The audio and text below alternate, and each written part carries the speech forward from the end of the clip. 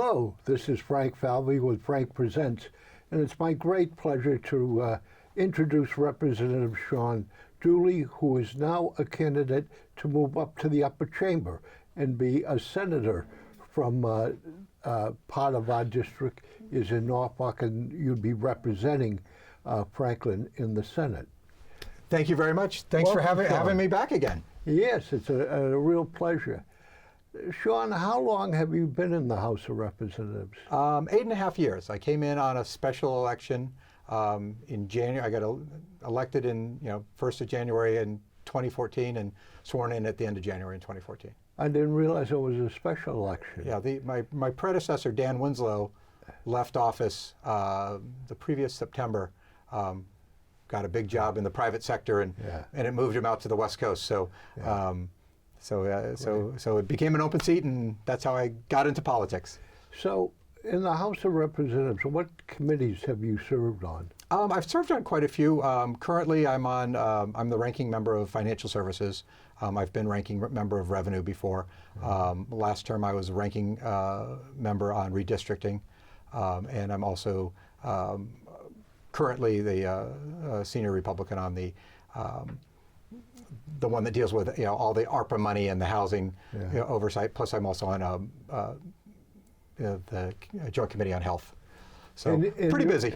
And you were just mentioning that you now are living on Lake Pearl. No, Lake Archer. So the smaller of the two lakes. So I did move to from Norfolk to Rentham. Made the big move. So it's so I would gather that you're opposed to tearing down beaver dams or dams in general, because then Lake Archer would disappear. Oh no, Lake Archer is an actual natural, it's a kettle pond, so it's one of the original ones. So it's not like Eagle Dam or Eagle Pond or any of the other ones. So Lake Archer is kind of is one of the original ones, and it feeds Lake Pearl, which then feeds a lot of these other ones. So I think technically the beginning of the Charles, you could probably argue, starts at Lake Archer, because there's nothing comes in. It's just spring fed from the ground. My understanding is the Charles River begins in Hopkinton. Yeah, I was going to say that's what the people from Hopkinton say. I'll argue, because it goes from Pearl into down to Eagle to Mill River. And out through Norfolk, and it gets into the Charles that way too. So it's I'm sure the people of Hopkinton won't appreciate me saying that, but I'm going to take credit where that I have absolutely nothing to do with it. So let me ask you: are you in favor of tearing down dams, or are you in favor of leaving them in place? I was going to say, I think it's really a case-by-case situation. There's many that we should be leaving in place. I don't think there's, I worry about. I understand the point of view of the Charles River watershed. They want to minimize and bring everything back to nature where it was. But a lot of these dams were put in place for a reason. It does create its own ecosystem, and some of them have been here a couple hundred years. In Norfolk, for example, the Mill River Dam, and that creates the little mill pond, is essential for fire suppression. We don't have. I'm a firefighter, so I'm highly focused on this. That section of town, we don't have fire hydrants. So, if there were a fire down there, we draft out of the pond. Mm-hmm. So that sort of thing you have to kind of take into consideration. So as much as it would be great to have things be as ecologically sound as possible, I don't think we should be penny wise and pound foolish and just rush and take down all these dams all at once. Shawn, how would you describe your political theory or your political beliefs? I guess the most generic term is, and people like to use conservative and liberal and moderate and everything like that. I would say my overall viewpoint is common sense. I tend to be on the fiscal side, I'm more conservative. I'm very, very focused on smaller government and keeping the money in people's pockets or in the town's control, as opposed to a big centralized government. Spending money and doing all the big projects. From a social standpoint, I guess I'm much more libertarian. Again, falling under the small government standpoint. Stay out of my wallet, stay out of my bedroom. Let me live my life. Life, liberty, and the pursuit of happiness. Mm-hmm. I think is the the dominant theme when it comes to more of the social issues. So, but it's tough because so many of these things are case by case basis, and people try to put people into these very neat silos. And the reality is, most people I know, I agree with 3/4 of that silo, but I would prefer to shift over, the bottom third of this one and mix it in a little bit. So, and I think that's important for our elected officials. You mentioned that you were on revenue committees and finance committees. Right. Apparently, the revenue of the state of Massachusetts has exceeded the rise in wages. Correct. Now, I'm correct in saying that that's the total revenue. That's not revenue from income tax. It's the total revenue. Correct. It's the total revenue of the state. Correct. But apparently, we might be looking at reimbursing some of that revenue based on your income tax and how much you paid. Correct. That doesn't make sense to me. Well, because we passed a law 22, 23 years ago that when it does trigger over that amount, that comes, that portion that has not been allocated, has not been set aside, would go back to the taxpayers. And so it was done by referendum, basically around the same time we did Prop 2.5. But that increase didn't necessarily come from income taxes. But as I look at the law, it says it would be refunded on an appropriate basis. It doesn't necessarily seem to commit it to income taxes. And if you committed it to income taxes, then the wealthy people, the people that paid more income tax but not necessarily generated the more revenue, right, are getting a benefit that I don't see why they should get. I was going to say, and I guess I would say,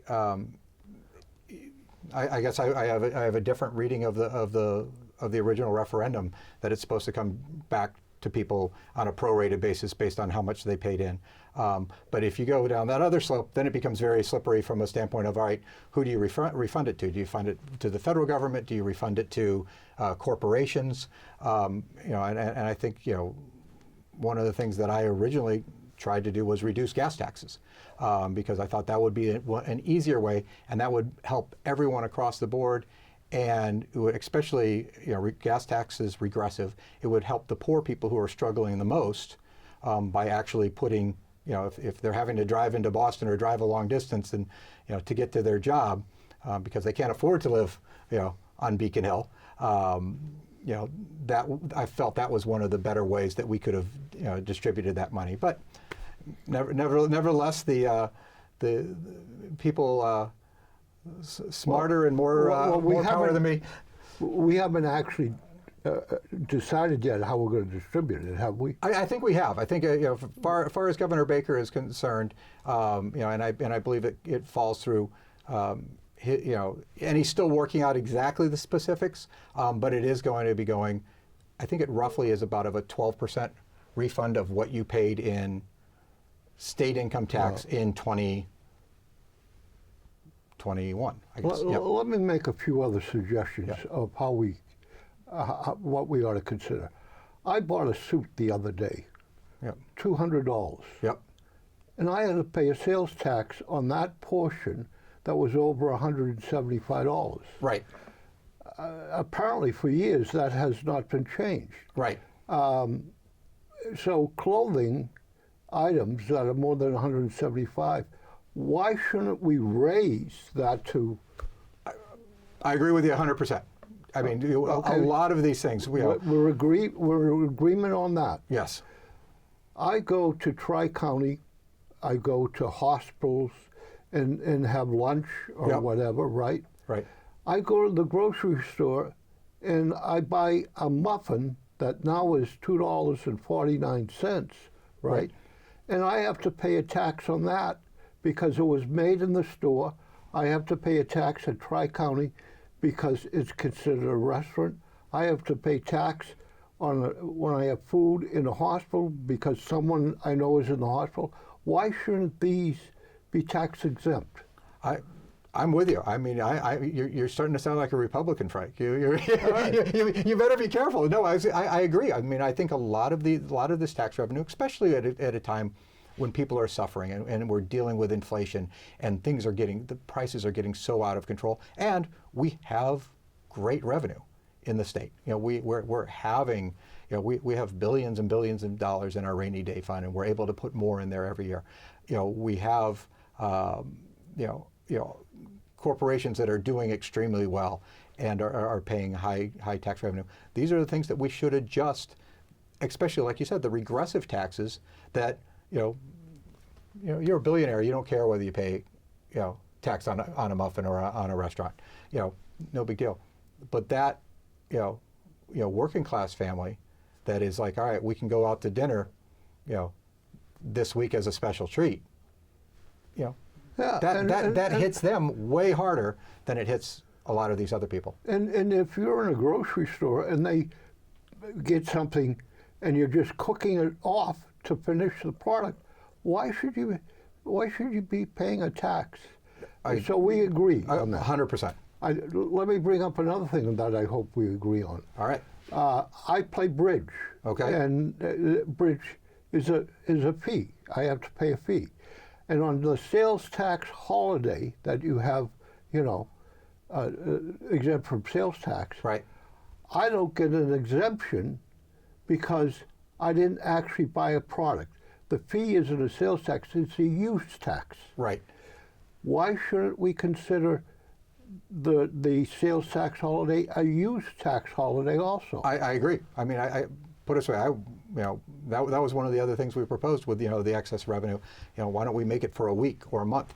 You know, let's, you know, I'm also a believer that we should raise the, you know, the limit, you know, above, you know, 2,000. You know, if someone wants to get, you know, someone's buying a new car, or especially if, you know, you want to incentivize people to buy electric cars or things along those lines, you know, why don't we increase the number on those days as well? So I think there's a lot of things that we could do, you know, or just reduce the overall tax, you know, across the board, and, you know, bring it back down to 5% where it was, you know, not that long ago, which makes it easier for us to compete with, you know, especially our, you know, we're fortunate down here, you know, Rhode Island's about the same tax rate, but the brick and mortar stores and the small businesses that are up on the New Hampshire border, you know, get killed because it's too easy for the people just to go, you know, if you have a liquor store, you can go right across the border to New Hampshire and, you know, you're saving 25% some of the times, but, you know, by the time you figure in all the taxes. I thought when DeSantis sent the people to Martha's Vineyard, Yep. that it was a wonderful, fantastic idea, forgetting whether it was legal or not, Right. okay, to highlight the problem that we have with immigration. And I thought Martha's Vineyard was a perfect place that the people could stay there and they could be absorbed into a community that has resources, has educational facilities, and would be a wonderful place to begin to show another way of integrating immigrants to this country. What is your thought on that whole issue? I guess the thing I disliked about it was a political stunt, and it was done. You know, I think it achieved its purpose as far as DeSantis was concerned. You know, it showed, you know, highlighted some of the hypocrisy. You know, I wish, you know, it would have been one of these things where we would have been more proactive on it and said, hey, listen, you know, some of our communities should have been saying, you know, we have the ability to take on.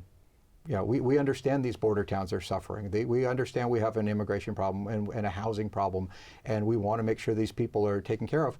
From a humanitarian standpoint, you know, we've stepped up with Ukraine and brought in, you know, refugees. We've stepped up in Afghanistan and brought in refugees. I thought it would be great if Massachusetts would do the same thing and give relief to the border towns and make it more proactive, as opposed to, the part I didn't like about it was the political stunt aspect.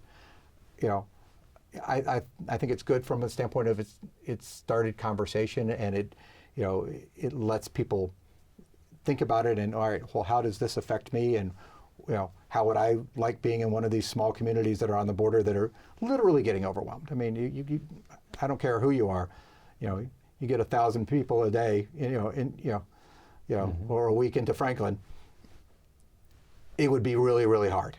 Yeah. And so I wish we would take a more conscious effort as a country and as a state and as individual communities, and have the churches say, hey, let's, we can do this. We can take 12 people here, and we can take 15 people here, and help spread that burden, across the Commonwealth, and make it easier for those communities, and it's also better for the immigrant, because that person is showing up in most cases with absolutely nothing, no ability to speak English, and I don't blame them from the standpoint of let's go on to a related question. The related question is, apparently there are 4 ballot questions. Now, people that have received the Secretary of State pamphlet see 3 of the ballot questions. And please read, you would agree with me, read that pamphlet. Right. It's a great resource. The second, question 2 is a little tough read, but besides that, yes. Well, the essence of question 2 is that 83% will go back to the dental care. Back in actual dental expense. I support, I support question 2. Yeah.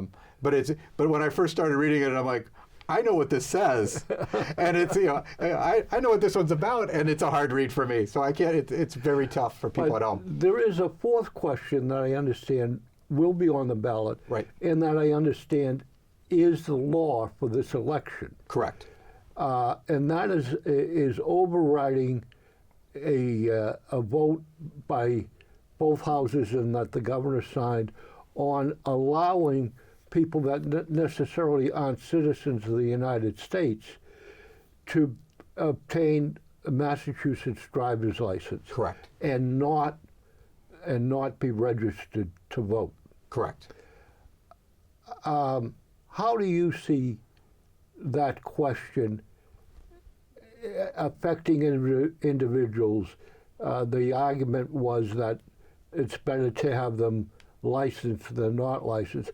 I really don't believe there's that many people on the roads, and you always can buy uninsured licenses. I mean, an accident against uninsured people. How do you see that question? Right.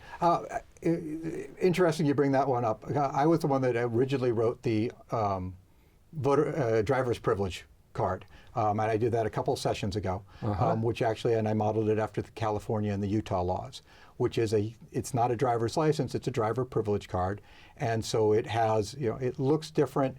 It it gives people the ability to drive, but they have to go through testing, just like my 16-year-old does. You have to basically take a driver's ed, and then you have certain limitations, just like my 16-year-old does, the 12:30 till 5 a.m.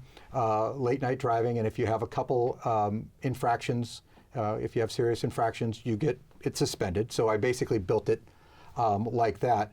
And unfortunately, what this law does, it's purely just a straight driver's license. And there with no... Oh, so this Massachusetts is a straight driver. It's pure driver's license. There's no way to tell the difference. And unfortunately, what they did in it was also, as a former town clerk, the town clerk, if someone comes in and presents a driver's license, to the town clerk and is registering to vote, there's no way for the town clerk to be able to check. Yeah, they would have to fill out the form, register them. It goes up to the state. It comes back, and then it gets kicked out.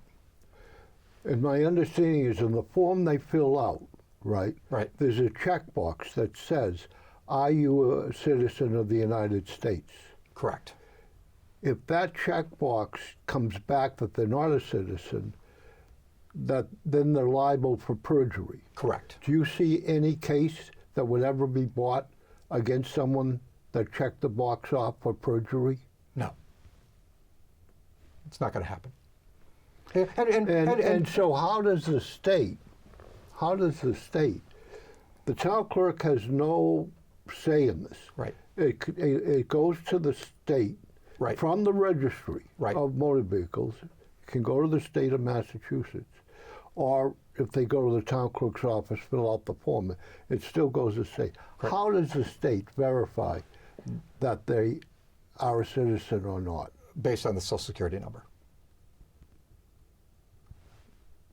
Part of my other problem with this is the documentation that you have to show in order to get the driver's license is being vetted by the registry. God bless the people at the registry. They have a very difficult job. I don't think any of them there are going to be able to take a passport from Syria and, in a very, very foreign language, and and someone says, "Oh, this is my documentation, this is my passport," and everything like that. Says I'm fully licensed to drive.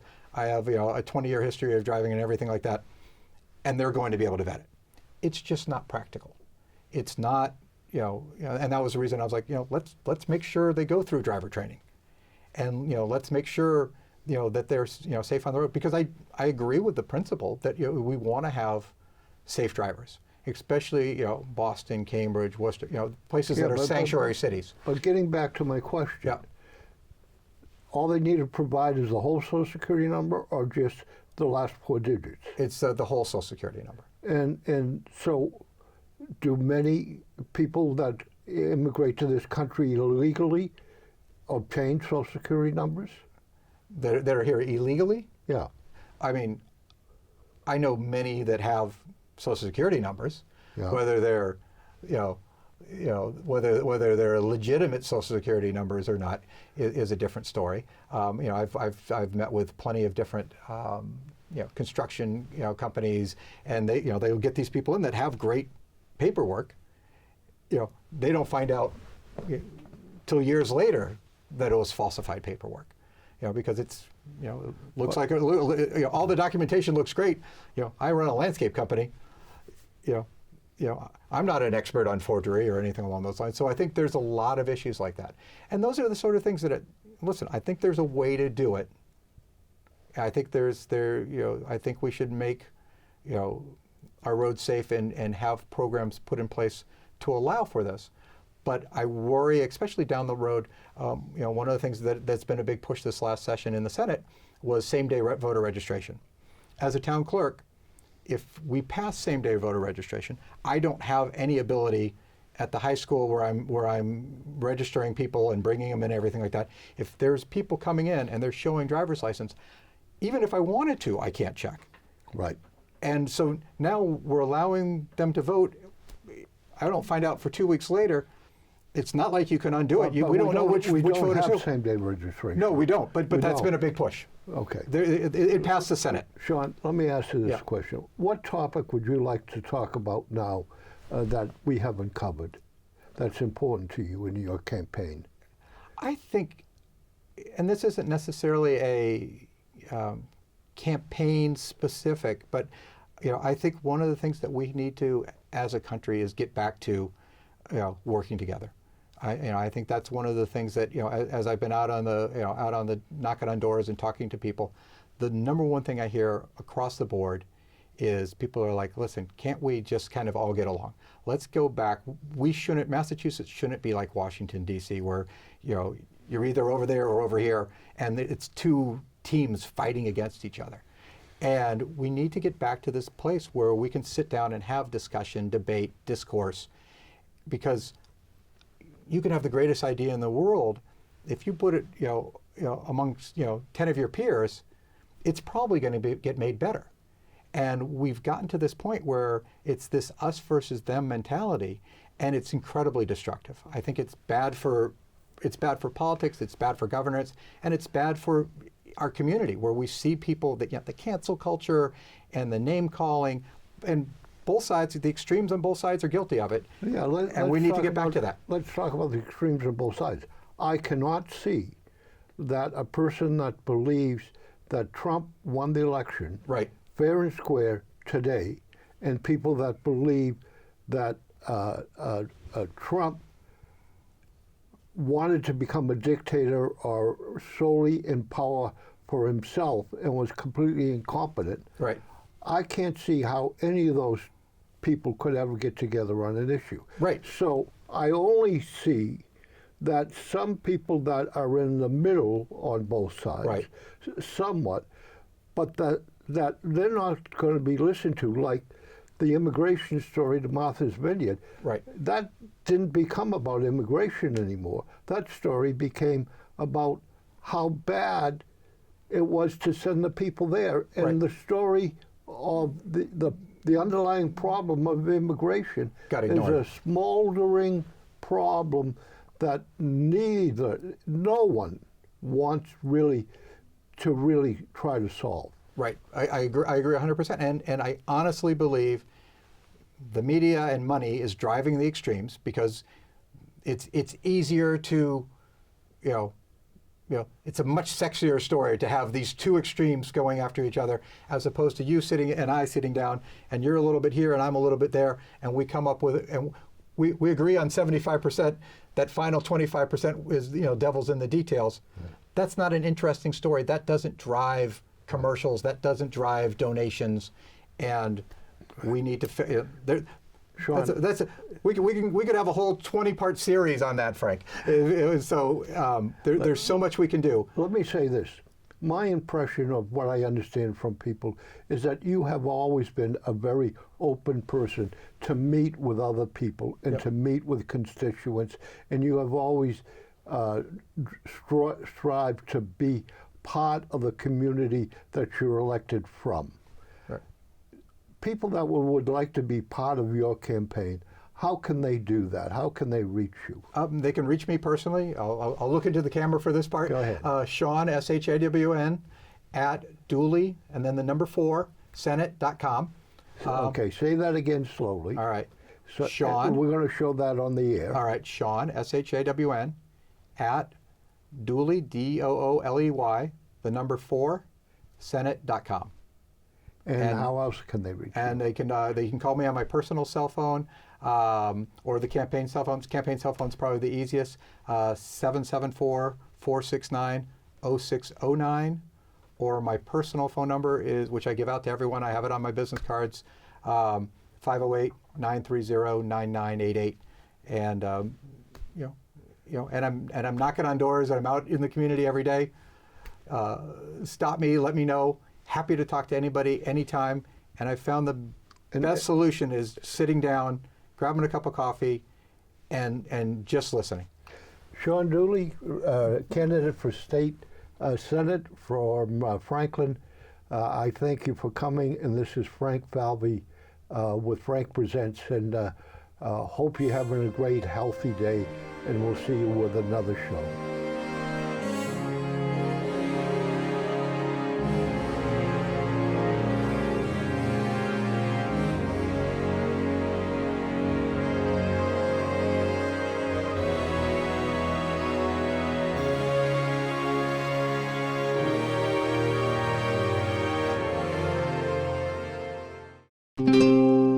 This program was made possible by your Franklin friends and neighbors, good folks just like you.